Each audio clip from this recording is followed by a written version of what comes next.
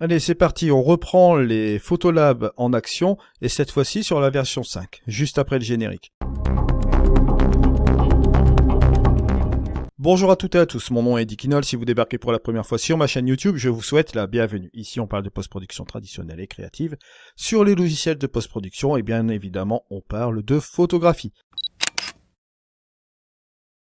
Alors aujourd'hui on se retrouve sur Photolab 5 et je vais vous proposer un Photolab 5 en action. Comme je l'avais fait avec Photolab 4 bien sûr, on va reprendre ces Photolab en action, cette fois-ci numéro 1 pour la version Photolab 5 bien sûr, et on va s'attaquer à cette image là. Alors je vais utiliser ici aujourd'hui Filmpak 6 qui sera inclus dans mon logiciel ici. Je vous rappelle que Filmpak 6 est un logiciel à acquérir à part de Photolab 5 bien sûr, mais vous pouvez toujours bénéficier d'un essai gratuit pendant 30 jours, comme Photolab 5 par la même occasion. Je vous mets les liens affiliés dans la description de cette vidéo, vous pouvez toujours aller faire ces essais-là pour vous rendre un petit peu compte du logiciel Photolab 5 et Filmpak 6 également. Et n'oubliez pas bien évidemment qu'en ce moment il y a des offres sur les produits DxO, donc n'hésitez pas à en profiter.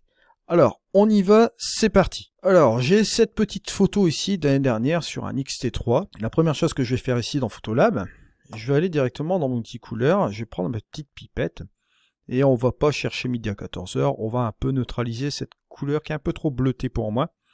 Alors je vais prendre une couleur plus ou moins neutre, bon on va dire que blanc-gris, quelque chose comme ça pourrait aller, hop, juste comme ceci, voilà. On retrouve quelque chose d'un petit peu plus correct comme ceci.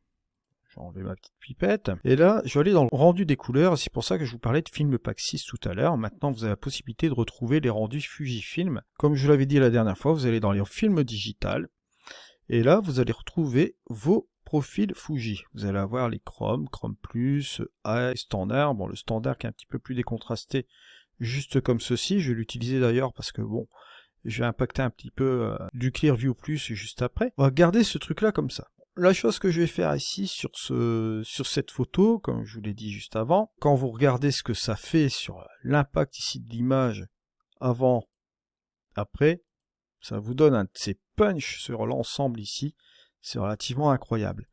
Mais moi, je vais pas donner quand même le boost à 50, je vais quand même le donner, on va dire, à une vingtaine, voilà, juste comme ceci. Ce sera un petit peu plus raisonnable comme ça. Pourquoi? Pour la simple et bonne raison que je veux donner un petit peu plus d'impact, on va dire localement, dans ma photo ici, juste comme ceci, avec du contraste, avec des choses comme ça. Vous allez voir, on va utiliser les lignes de contrôle et les points de contrôle. Deuxième chose, ce que je vais faire aussi ici, c'est que je vais regarder ce que je peux faire avec mes galets que vous voyez ici. La chose qu'on va faire tout de suite, c'est activer les réglages locaux. Je vais faire un clic droit, point de contrôle. Bon. Point de contrôle que je vais sélectionner ici. Voilà. Je vais peut-être en mettre un autre ici, voilà, juste comme cela.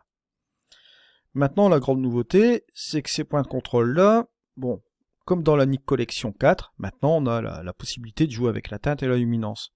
Donc on va pouvoir ajuster, bon là comme vous voyez ici, bon, selon la luminosité, vous voyez, on va plus impacter l'image comme vous le voyez là, ou selon aussi la teinte, d'accord? On va pouvoir affiner encore plus la teinte. C'est des micro-ajustements, micro-réglages, puisque vous savez très bien que les points de contrôle, ils font un peu la sélection sur les couleurs, sur la luminosité, etc. Mais là, vous pouvez les affiner maintenant grâce à la teinte et la luminance, bien sûr. Et il va sans dire qu'on peut réduire aussi le champ d'action, on peut changer un petit peu tout cela, on peut toujours mettre un point de contrôle négatif, hein, c'est toujours pas interdit. Si j'en mets un ici, par exemple, vous voyez, je vais moins impacter cette partie-là, hop, et cette partie-là. Et là, on va interagir plus sur cette partie ici d'égalé. Et là, bon, bien sûr, ce qu'on va faire, c'est enlever le masque. Voilà. Et ici, je vais faire un petit truc, je vais me rendre justement ici. Je vais rajouter encore davantage de Clearview sur cette partie-là. Voilà. Comme vous voyez ici. Sans impacter le reste de l'image, parce que je veux vraiment que ce soit ici au maxi. C'est pour ça que j'ai mis un Clearview général sur toute mon image, mais que j'ai laissé un volume raisonnable à 20, puisque je voulais insister davantage sur cette partie d'égalé grâce au point de contrôle que vous voyez là. Et ce que je vais faire aussi, c'est interagir aussi un peu au niveau de la couleur. Je vais rajouter un peu plus de vibrance, vous allez le voir. Ça va donner un petit peu plus de peps aussi à mon image, juste comme ceci. D'ailleurs, si vous voulez voir la petite différence ici, avant, après, on a quelque chose de relativement intéressant, vous voyez. Dernière petite chose que je peux faire aussi sur mes points de contrôle, parce que bon, on est toujours sur le même calque. On va aussi tout simplement revenir ici et ajouter un peu plus d'exposition ici sur l'ensemble de l'image. Voilà. Juste comme cela. Et sur quelque chose de correct. Voilà. Je vais toujours rester sur mes réglages locaux. Bon, je vais le désactiver pour qu'on voit un peu ce que ça donne sur l'ensemble de l'image. Vous voyez que c'est relativement intéressant. On donne un petit peu plus de vie ici sur notre image, comme vous le remarquez là. Dernière chose que je voulais faire aussi sur ces réglages locaux ici, sur les deux là, sur l'impact que vous voyez sur mon masque, je vais le remettre quand même un peu ici. Je veux rajouter encore plus de netteté. Donc c'est ce qu'on va faire tout de suite. On l'a là, le truc de netteté. On va booster encore davantage la netteté, juste un petit peu comme ceci. On va la mettre à 32. On va la baisser ou bien la mettre ici à 28, 32, voilà. Ce qui n'est pas trop mal comme ça. Là, je vais enlever mes réglages locaux, bien sûr. Et vous voyez l'impact qu'on a ici sur les petites roches.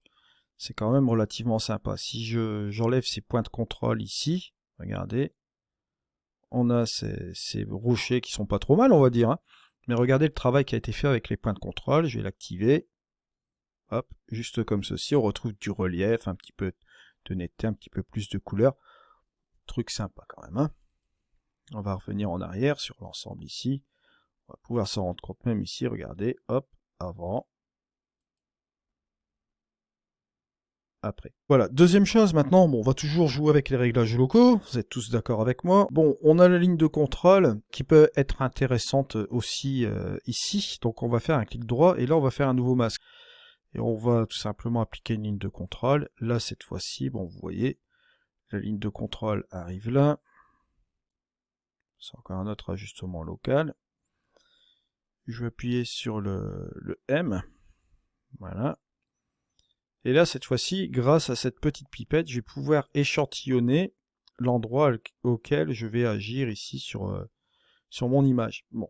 Ensuite, la deuxième chose qu'on peut faire maintenant, c'est interagir avec la teinte et la luminosité aussi également. Voilà. Donc, on peut, vous voyez, juste comme ceci, bon, avec la luminosité, ce sera amplement suffisant, impacter tout simplement ces deux nuages qui sont là. Et puis un peu le ciel que vous voyez là, d'accord? Alors, ce qu'on va faire tout de suite, c'est appuyer sur la touche M. Voilà. Et là, je reviens encore sur la couleur. Et on va rajouter un peu de vibrance. Voilà. On va même bien grimper la vibrance. Voilà. Comme ça, sur cette photo-là, vous allez voir ici au niveau des nuages. Avant, après. C'est beaucoup plus généreux comme ça. Voilà. Vous voyez, rien qu'avec une petite ligne de contrôle, on a vraiment fait un truc, un boulot assez formidable ici dans le ciel. On est sur quelque chose de pas mal du tout. On pourrait booster même encore un peu la saturation pour justement accentuer cette petite couleur, parce que c'est vraiment assez généreux au niveau de cette couleur-là. Donc on va laisser ça comme ça, voilà. C'est très bien comme ça. Ensuite, on continue toujours avec les ajustements locaux. Et là, cette fois-ci, je prends encore un point de contrôle. Mais je vais le mettre bien sûr sur un nouveau masque. Pareil, bon là, je vais cliquer ici. Voilà. Cette fois-ci, bon, je vais pas utiliser une ligne de contrôle, je vais prendre cette partie-là, voilà. Je vais peut-être réduire un peu le champ d'action en utilisant, bon, la Luma encore là, on le voit là, ici. Je vais aller un peu sur la droite, voilà. Au niveau de la teinte, on peut aussi jouer là-dessus. Et je vais ajouter un point de contrôle négatif. Allez, Alt-, voilà. Alt- pour un deuxième ici. Pour bien isoler la chose, vous allez voir, voilà, juste comme ceci. Peut-être réduire l'impact du cercle là, pour le remonter un petit peu en plus davantage là. Voilà, on va jouer sur cette partie ici de l'image.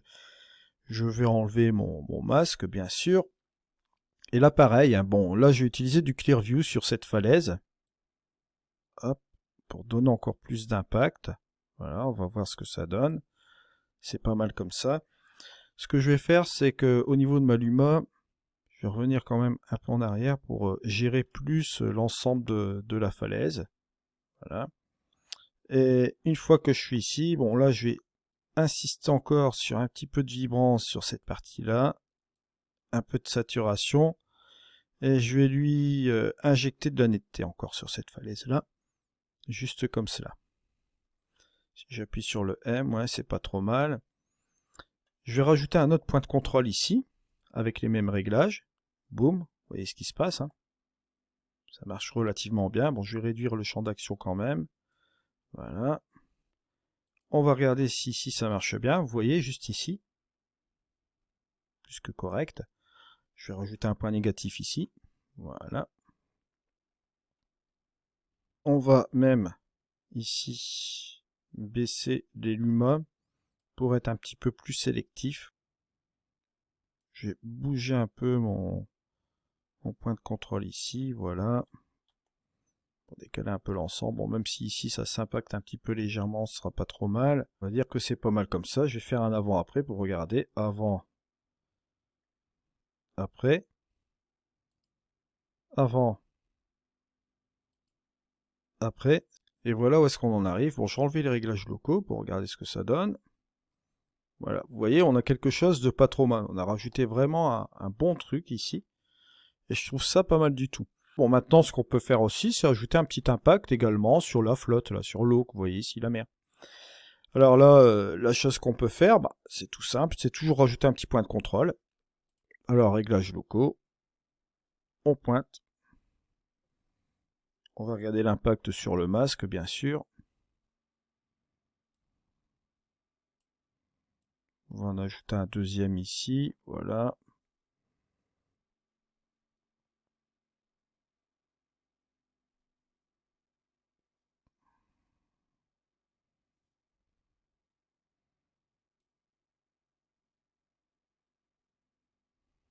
On va affiner tout cela.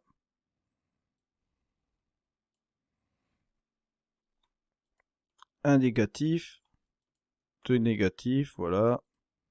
Et un troisième, ça peut marcher aussi relativement comme ça.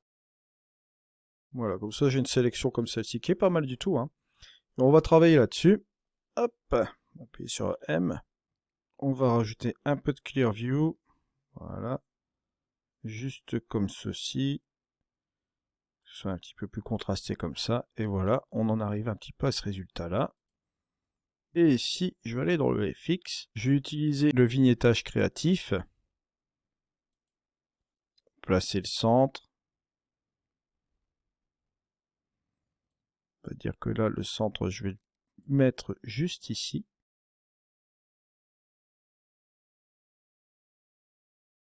Peut-être faire l'impact ici, juste comme cela.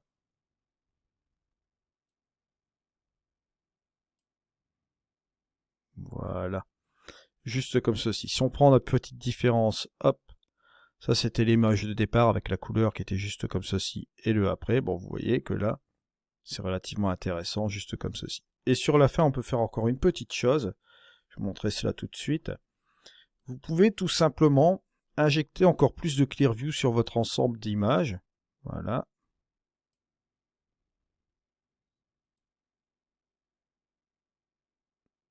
Ça peut être possible aussi.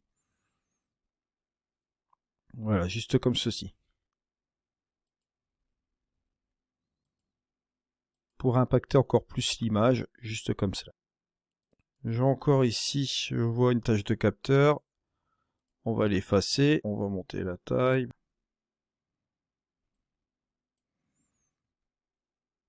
On va effacer ça. Voilà. Et on va exporter bien sûr l'image, exporter vers disque. Je vais essayer de voir ça, ce que ça donne en fichier TIFF, bien sûr. Et voici donc le résultat final. Vous voyez le résultat de notre image qu'on a post-traité ici. Je vous remercie de m'avoir suivi. On se retrouve pour un prochain tuto. C'était Eddy. Allez, au revoir.